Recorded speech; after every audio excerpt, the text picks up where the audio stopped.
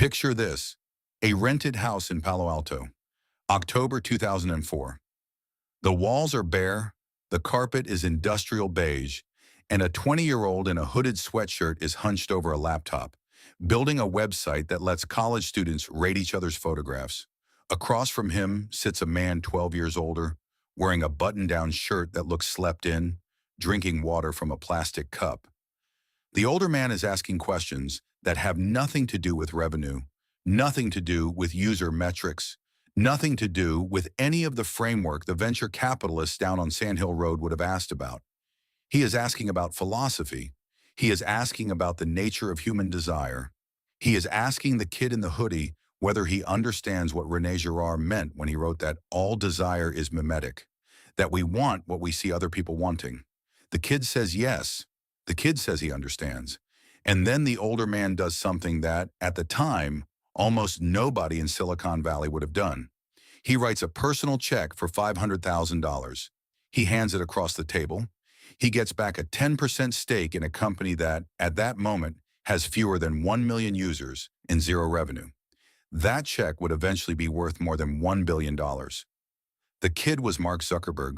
The man was Peter Thiel. And the strange thing, the thing almost nobody talks about, is that this scene is not the most important moment in the story. It is just one of dozens. Because what Peter Thiel was actually doing in that house on that afternoon was something far stranger than investing in a social network. He was running a recruitment operation. He was looking for the next member of a club that did not officially exist. And here is the paradox at the center of everything that follows. Peter Thiel is the man who wrote a book called 0 to 1, whose central argument is that competition is for losers and that every great fortune is built on a monopoly, on owning a market so completely that nobody else can touch you. He wrote with absolute conviction that the goal of every serious entrepreneur should be to escape competition entirely, to build something so singular that no comparison is even possible. And yet, and this is the part that almost nobody connects, the prophet of monopoly went on to build the most distributed founder network in the history of technology. He preached singularity and produced multiplicity. He argued for concentration and engineered diaspora. The man who told you to avoid competition created an army of men who would compete with each other for the rest of their lives, and in doing so would build Tesla and SpaceX and LinkedIn and YouTube and Yelp and Palantir and Affirm and Yammer and a dozen other companies you have probably used today without realizing they all trace back to the same conference room in San Jose. So how does that happen? How does a man whose entire intellectual project is built around the idea of singular dominance end up as the quiet center of the most replicated success pattern in modern capitalism? To understand it, you have to go back further. Back before PayPal, back before Facebook, back to a chessboard in a Stanford dorm room in the late 1980s, where a boy with a faint German accent is methodically dismantling another boy he has never met before. The boy is Peter Thiel. He was born in Frankfurt, raised partly in South Africa during apartheid, partly in suburban California, and what that childhood gave him, more than anything else, was the experience of arriving. Arriving in new countries, new schools, new social orders, where everything that the local children took for granted as obvious truth was, to him, simply one more set of unexamined assumptions. By the time he reached Stanford, he had already learned the lesson that would become the engine of everything else. What everyone knows depends entirely on where you are standing. Move 3,000 miles in any direction, and common sense becomes provincial superstition. At Stanford, he studied philosophy. He read Girard, and Girard handed him the framework that would eventually become the operational manual of the entire PayPal Mafia. Mimetic theory says that human beings do not actually know what they want. We figure out what to want by watching other people. Desire is contagious. Markets are contagious. Bubbles are contagious. And once you understand that, once you really understand that almost everything called smart money is actually just expensively dressed imitation, you start to see opportunities everywhere. Because the secret, the real secret, is not in what everyone is chasing. The secret is in what everyone is too embarrassed to consider. This is the first appearance of what we are going to keep returning to throughout this story. Call it the hidden rule. The rule the entire mafia followed, even when they did not know they were following it. The rule that explains why these particular men, out of all the brilliant engineers in Silicon Valley, ended up reshaping the world. And the rule in its simplest form is this: build the thing that the consensus is structurally incapable of seeing. Watch how it operates. In 1998, Thiel co-founded a company called Confinity, which eventually merged with Elon Musk's company X.com to form PayPal. The official story of PayPal, the version repeated in business school case studies, is that it was a payments company that figured out how to do email money transfers. The actual story is much stranger. The men in that company were almost all outsiders. Max Levchin was a Ukrainian immigrant obsessed with cryptography and so paranoid about fraud that he literally slept under his desk for the first year. Reid Hoffman had a master's degree in philosophy from Oxford and had spent his 20s trying to figure out how networks of people could change the world. David Sacks was a libertarian intellectual who edited the Stanford Review with Thiel. Musk was a South African physicist who had already sold one company and decided that payments were merely a stepping stone to building a multiplanetary species. None of them looked like the kind of people who should have been running a financial services company. That was precisely the point. The traditional financial industry could not see them coming because traditional financial industry executives were busy looking at people who looked like traditional financial industry executives. PayPal nearly died several times. The fraud was catastrophic. The burn rate was insane. At one point, the company was losing more than $10 million a month. And here, the second feature of the hidden rule emerges. The Mafia did not survive because they were lucky. They survived because they were assembled around a man who was philosophically committed to the idea that catastrophe is informative. Thiel ran PayPal the way he played chess. Every crisis was a position. Every position had a hidden move. The fraud problem became the foundation for what eventually became Palantir. The cash burn taught Levchin a lesson about security that he would carry into every company he built afterward. The relentless pressure forged a group of people who would never again be afraid of pressure. In July 2002, eBay bought PayPal for $1.5 billion in stock. Thiel walked away with about $55 million. Musk walked away with about $175 million. Levchin and Hoffman and Sacks and the others took home life-changing sums. And here is the moment that gets glossed over in every documentary, every magazine profile, every business school lecture about PayPal. They did not stay. Within months of the acquisition closing, almost every senior person at PayPal had left the company. They did not retire. They did not buy yachts and disappear. They scattered. Musk took his money and used most of it to fund a rocket company that every reasonable person told him would bankrupt him. He also poured a chunk into an electric car company that was, at the time, considered a joke. Hoffman started a professional networking site at a moment when the consensus was that LinkedIn would be a small niche product. Steve Chen and Jawed Karim and Chad Hurley, three engineers from PayPal, started a video sharing site that everyone assumed would be crushed by the bandwidth costs alone. Jeremy Stoppelman started a local review site. Levchin built a payments company, then another payments company, then another. David Sacks started building enterprise software. And Thiel, who had become rich but not yet legendary, did something that revealed the operating system underneath all of this. He started a venture fund called Founders Fund, and he started looking for more outsiders. This is the moment the Mafia stops being a company and becomes something else. Something with no real name, no official membership, no headquarters, a network, an ideology, a set of recognizable habits of thought that, once you learn to spot them, you can trace through every major technology story of the next 2 decades.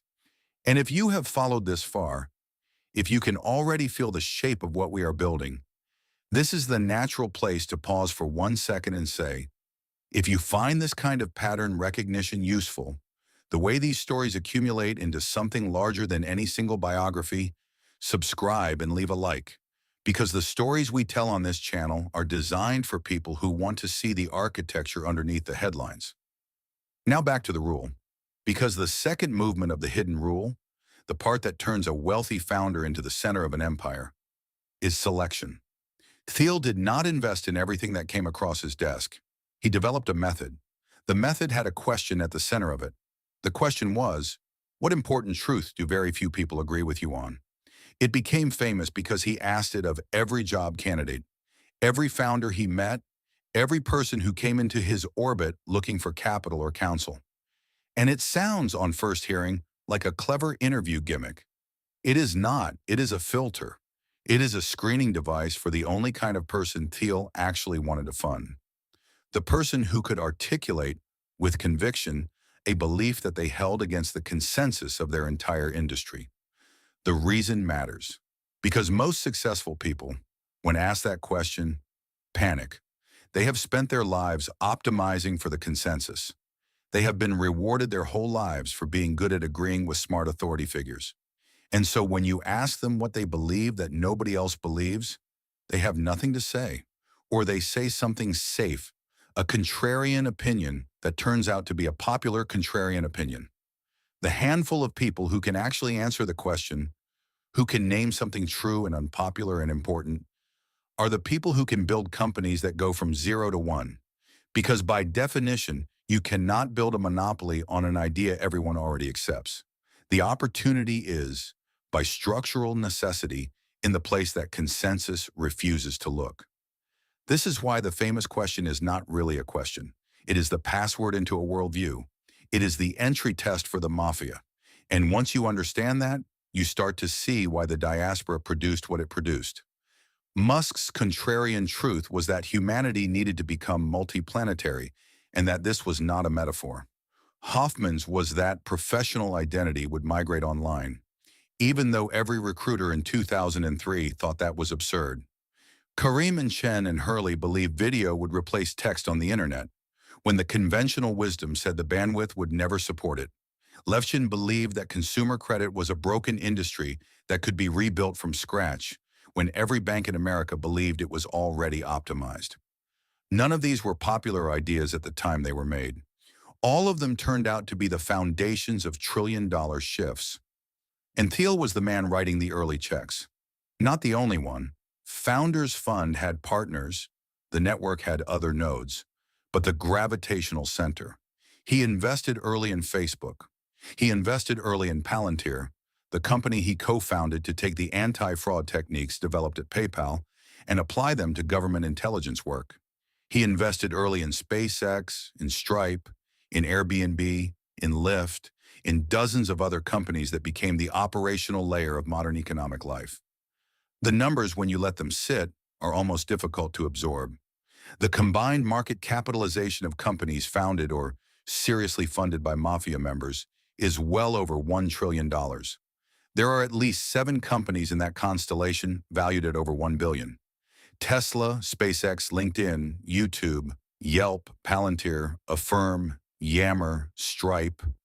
Every one of them traces back to that conference room in San Jose, or to the network that grew out of it. You cannot use the modern internet without touching something the Mafia built. You probably touched 3 of their products this morning before you finished your coffee. But here is where the story has to get harder. Because if we stopped here, if we treated this as a clean tale of brilliant outsiders who saw the future first, we would be doing exactly what the Mafia themselves would tell us not to do. We would be missing the parts that the consensus is structurally incapable of seeing. So consider the Hulk Hogan trial. In 2007, a gossip blog called Gawker outed Peter Thiel as gay in a story that he experienced as a deep personal violation. He never spoke about it publicly. For nearly a decade, almost nobody knew what was coming. And then, in 2016, the wrestler Hulk Hogan won a $140 million judgment against Gawker for publishing a sex tape, and Gawker collapsed into bankruptcy. It was only weeks later when a Forbes journalist named Ryan Mack realized something was strange about the funding behind the lawsuit that the truth came out. Thiel had been quietly bankrolling Hogan's legal team for years. He had paid the bill, quietly, for 9 years. He had used the legal system as a long-range weapon to destroy a publication that had wronged him. And he was, by his own later admission, completely unapologetic about it. He called it philanthropy. Take a moment with that. The man whose intellectual project is built around the value of free and contrarian thought used his fortune to dismantle a publication. The libertarian who wrote essays warning against state power built Palantir, a company whose largest customers include intelligence agencies and immigration enforcement. The privacy advocate constructed surveillance infrastructure. The anti-establishment outsider became one of the most politically connected donors in America, helping shape the rise of a presidential administration. None of these are simple stories. None of them have a clean verdict. And the temptation, when you encounter them, is to either dismiss the man as a hypocrite or to retreat into the comfortable hagiography of the misunderstood genius. Both moves are wrong. Both moves miss the architecture. Because here is what these contradictions actually reveal. The hidden rule, build what the consensus cannot see, is not a moral framework. It is a method. And methods are neutral. The same intellectual discipline that lets you spot an undervalued company can let you spot an undervalued political opening. The same patience that lets you wait 9 years for an investment to pay off can let you wait 9 years for a lawsuit to mature. Definite optimism. The idea that the future can be shaped by specific people towards specific outcomes does not specify which outcomes. The framework cuts both ways. And one of the more uncomfortable conclusions you reach when you sit with this story long enough is that almost everyone in the Mafia eventually grew into some version of this discovery. Power applied to ideas you agree with looks like vision. Power applied to ideas you disagree with looks like manipulation. The technique underneath is the same. Before we close this out, drop a comment and tell me which side of the Mafia's legacy you find more difficult to make sense of, the building or the consequences. I read every reply. So we come back to the conference room in San Jose. 6 men around a table. A piece of paper announcing $1,500,000,000. Nobody celebrating. And one of them, the thin man with the German accent, already thinking about the next move. 20 years later, the question is not whether they were brilliant. They were. The question is not whether they were lucky. They were that too. The question is something stranger and harder to look at.